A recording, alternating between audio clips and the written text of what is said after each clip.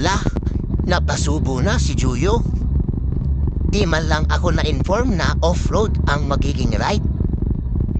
Hehehe, pang-adventure bike pala dapat ang gamit dito. Hindi na nga sumunod ang aming mga kasama.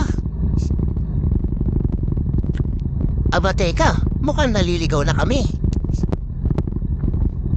Mukhang medyo malayo-layo na itong binabaybay namin. Hindi pa namin makita yung nauna namin kasama. Itong kumpare ko sa unahan, dire-diretso lang, walang lingon-lingon.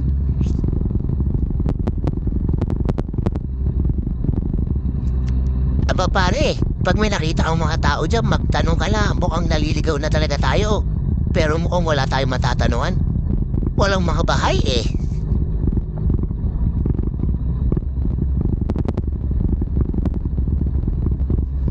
Malayo-layo na rin to ah.